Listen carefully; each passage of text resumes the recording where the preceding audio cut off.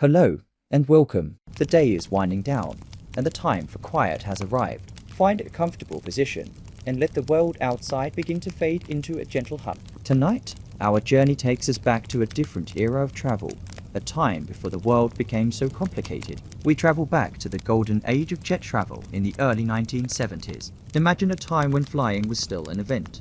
A time of spacious cabins, of meals served on real china, and of a certain casual trust. A time when you could buy a ticket with cash, under any name you chose, and walk onto a plane with nothing more than a briefcase and a smile. It was in this world, an era of open confidence, that one man saw an opportunity. Flight 305 was only about a third full, carrying 36 passengers and a crew of 6. As the plane climbed into the grey, overcast skies of the Pacific Northwest, the man in seat 18C settled in. He flagged down a flight attendant, a young woman named Florence Schaffner. "You'd better look at that note. I have a bomb." In a calm, low voice, he ordered a bourbon and soda and lit a cigarette. But in those few seconds, Northwest Orient Airlines Flight 305 had been successfully hijacked. He was, by all accounts, a perfectly polite and unassuming passenger. On the ground, the FBI and the airline scrambled to meet the hijacker's demands. In the air, a surreal calm prevailed.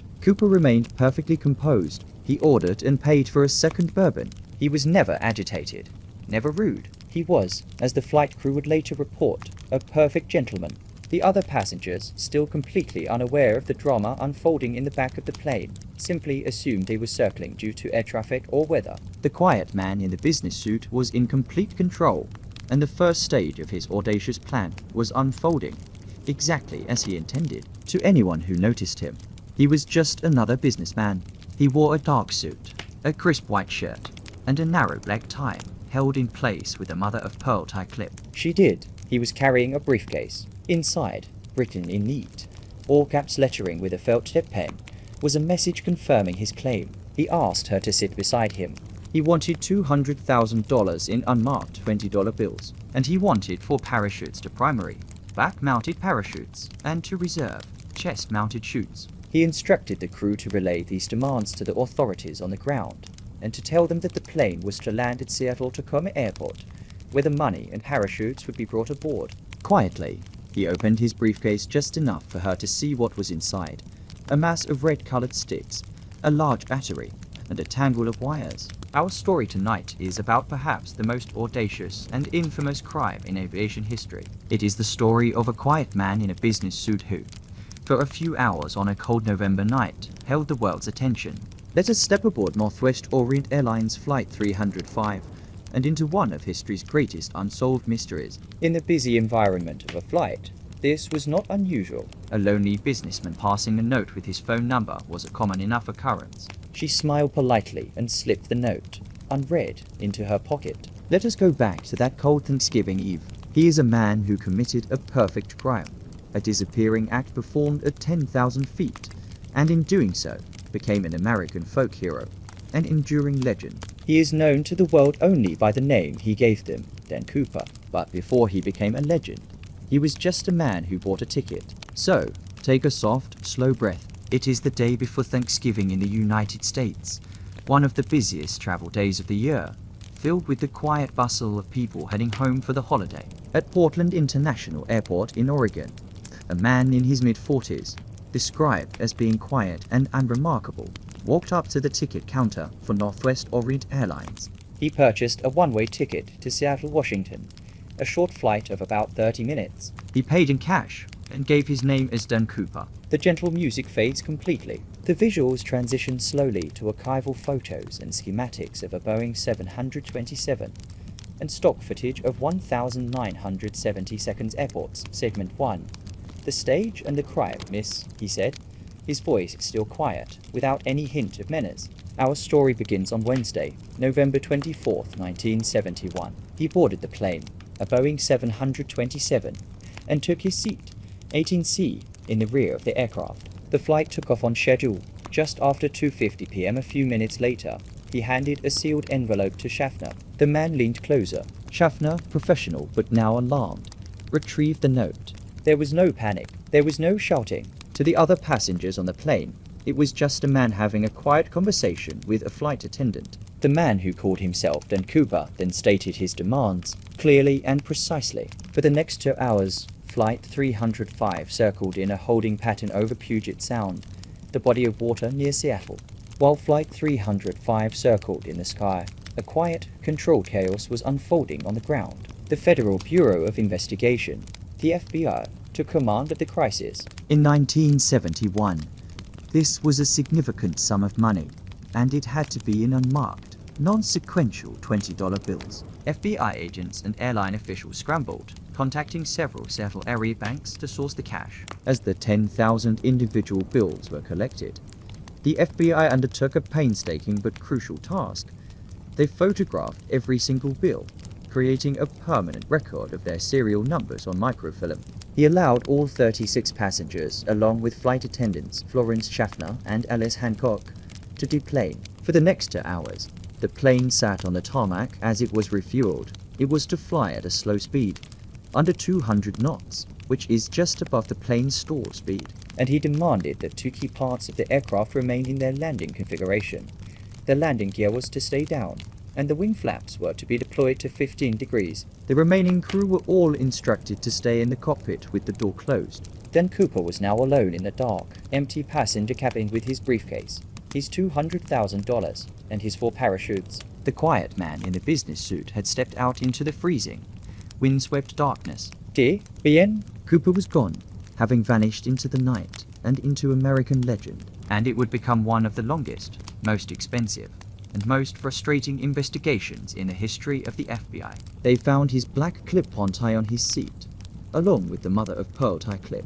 They found 8 cigarette butts in the ashtray, and they found 2 of the 4 parachutes he had demanded the 2 reserve chutes. For months, in the cold and the rain, they formed long lines and walked through the dense forests, the steep ravines, and the muddy lowlands. They scanned the trees for any sign of a snag parachute. They searched the forest floor for a briefcase, a skeleton, or a rotting knapsack of money. It was a near impossible task, like looking for a needle in 1,000 haystacks. And in the end, their exhaustive search yielded absolutely nothing. Not a single trace of Bien Cooper or any of his equipment was ever found in the projected jump zone. The primary parachutes were gone, along with the money and the man himself. The location of the discovery, Tina Bar, was miles away from the official calculated jump zone. How did the money get there? The bundles were still bound by rubber bands, suggesting they had not been scattered, but had been deposited as a group. Did this mean Cooper had landed nearby? Had he lost a portion of the money during his jump into the violent storm? Or had he perhaps died, his body and the money washing down the river system for years before being deposited on that sandbar? The Norja case file grew thicker with thousands of interviews, dead-end leads, and false confessions. Their analysis suggested that the money had not been buried on the sandbar immediately after the jump in 1971, but had likely washed ashore much more recently. This only deepened the puzzle. After nearly a decade of absolute silence, a piece of the legend had surfaced from the earth. But instead of pointing the way to the man, it only confused the trail, leaving the mystery of Bien Cooper's fate deeper, murkier, and more perplexing than ever before. The story of Bien Cooper captured the public imagination, transforming from a criminal case into a modern American myth. An 8-year-old boy named Brian Ingram is on a family picnic, playing on a sandy riverbank along the Columbia River, a place known as Bar. While digging a fire pit in the sand, his hands uncovered 3 rotting, disintegrating bundles of paper. This was a portion of Bien Cooper's ransom money.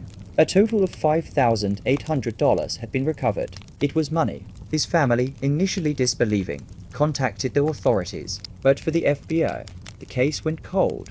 A long, quiet decade of silence and frustration. Here, after 9 years of nothing, was the first piece of tangible evidence since the night of the hijacking. They carefully separated the fragile $20 bills and began the painstaking process of checking their serial numbers against the microfilm records they had made on that frantic afternoon in Seattle. In the decades that followed, forensic science would advance, and a partial DNA profile would eventually be extracted from the tie. But it has never been matched to any known individual, and Cooper laid out his very specific and unusual instructions for the second phase of his plan. The remaining crew, safe but uncertain in the cockpit, landed the aircraft just after 10:15 p.m. in Reno, Nevada. The FBI had to determine where, exactly, Cooper had jumped. Based on the flight path, the weather conditions, and the time the aft stair was opened, they calculated a probable jump zone. A vast, rugged, and sparsely populated area of wilderness in southwestern Washington state. The moment it came to a stop, it was surrounded by FBI agents and local police. Its aft staircase still deployed a silent testament to the strange exit of its most memorable passenger. As they walked across the wet tarmac towards the terminal, most were still unaware of the full gravity of the situation they had just left behind. They simply knew their flight had been mysteriously delayed. This, they hoped, would be the key to tracking the criminal, should he ever try to spend the money. Their immediate priority was to meet the hijacker's demands precisely and without deviation. The owner of the school, a man named Earl Cossey, was hastily called by the police and asked to provide 2 standard back-mounted parachutes and 2 chest-mounted reserve chutes. The Boeing 727 had a unique feature, an air stair at the very back of the plane, beneath the tail, that could be lowered in flight. He instructed the crew to leave this aft staircase unlocked. It indicated that the aft air stair had been opened. The crew felt a subtle change in the cabin's air pressure. The pilot got on the intercom. He asked. There was no reply. Is everything all right back there? To any experienced pilot, his intentions were now crystal clear. These were not the parameters for an efficient flight. They were the perfect conditions for a low-speed, low-altitude parachute jump. He did so, though he reportedly gave them training chutes, which were not designed for the kind of high-risk jump the hijacker seemed to be planning. The lives of the passengers and crew depended on it. The Boeing 727 touched down at Seattle-Tacoma Airport and taxied to a remote, dimly lit section of the airfield, far from the main terminals. Following Cooper's instructions, the lights inside the passenger cabin were dimmed, a thoughtful precaution to prevent police snipers from being able to see inside. Their first task was to gather the $200,000. At the same time, other agents were tasked with procuring the 4 parachutes. They were sourced from a local skydiving school. Flight 305 was cleared to land just after 5:20 p.m. With the money counted and the parachutes acquired, the exchange was executed with a tense, quiet efficiency. A single airline employee drove a small vehicle out to the stationary aircraft. He carried a knapsack filled with the $10,020 bills and the 4 parachutes. He approached the forward cabin door, which was opened by a flight attendant, and passed the items inside. Once the money and parachutes were aboard and Cooper had verified them, he calmly upheld his end of the bargain. Now, only Cooper and 4 crew members remained on the plane: the pilot, the CO pilot, the flight engineer, and a single flight attendant, Tina Mucklow, who had volunteered to stay. He wanted the plane to fly towards Mexico City, but it was to fly at a low altitude, below 10,000 feet. Finally, he made his most crucial demand. At around 7:40 p.m., Flight 305 took off again, lifting slowly and awkwardly into the dark and stormy night. Just after 8 o'clock p.m., as the plane flew through a heavy rainstorm somewhere over the rugged, forested wilderness of southwestern Washington state, a small warning light illuminated in the cockpit. But the man had been careful. The only items he left were small and mundane. Sometime around 8:13 p.m., the tail section of the aircraft was felt to move upwards slightly, a motion consistent with a person jumping from the open stairs. The Boeing 727, now lighter by 1 person and a briefcase full of money, continued its slow, quiet flight through the night. The official investigation began immediately. It was given the code name Norjack, a simple abbreviation for Northwest Hijacking. The years began to pass. Agents meticulously swept the aircraft for any clues the hijacker might have left behind. While the plane was being examined, the much larger and more difficult phase of the investigation began on the ground. A massive ground search was launched. Hundreds of soldiers from the nearby Fort Lewis Army Base were brought in to assist FBI agents and local law enforcement. And so, the active investigation wound down. The single most important turning point in the entire investigation came nearly 9 years later, not from a detective's work, but by pure chance. Imagine the scene. February 1980. The FBI took possession of the find, their excitement palpable. It was a perfect match, there was no doubt. But this breakthrough, this single incredible clue, created far more questions than it answered. Scientists were brought in to analyze the sediment and the microscopic organisms on the bills. The discovery of the money on the banks of the Columbia River was a flash of light in a long, dark investigation. But after the initial excitement faded, it ultimately led nowhere new. The Norjack case file settled back into its long slumber, growing thicker each year with dead-end leads and the persistent work of dedicated, but frustrated FBI agents. With no body, no parachute, and no definitive crime scene, there was only one path left for the investigation: the long, slow process of examining suspects. Over the decades, more than 1,000 men were considered, investigated, and ultimately dismissed. But a few names have risen to the top of the list, each a compelling story in its own right, each a different possible face for the man who called himself Dan Cooper. The Phantom of D. Bien, Cooper remained just that, a ghost with 1,000 possible faces, but none that fit perfectly. In July of 2016, 45 years after Flight 305 took off from Portland, the FBI announced that it was officially closing the active Norjack investigation. They were not declaring it solved. They were simply acknowledging that the mystery had grown too cold, the trail to faint. The resources, they said, would be better used on cases with a more realistic chance of being solved. The hunt was over. He hijacked a plane, demanded a massive ransom, and jumped out with a parachute. But McCoy was caught. You can let the Phantom of D. Bien, Cooper drift away on the wind. You can let the questions of who he was and what became of him fade into the quiet of the night. There is nothing left for you to solve. There is only rest. While the similarities were striking, the FBI officially ruled him out, citing differences in physical descriptions and methodology. The criminal act of Dan Cooper, the federal fugitive, had slowly been replaced by the myth of D. Bien Cooper, the American folk hero. He became a symbol of rebellion, a quiet man who took on the system and won. He was clever, he was polite, he hurt no one, and he got away with it. He performed a perfect crime, and then simply stepped out of the world and into legend. McCoy, for his part, never admitted to being Cooper. Books, films, and songs have been written about him. It taps into a fantasy of leaving it all behind, of pulling off one brilliant maneuver and then simply vanishing from the grid.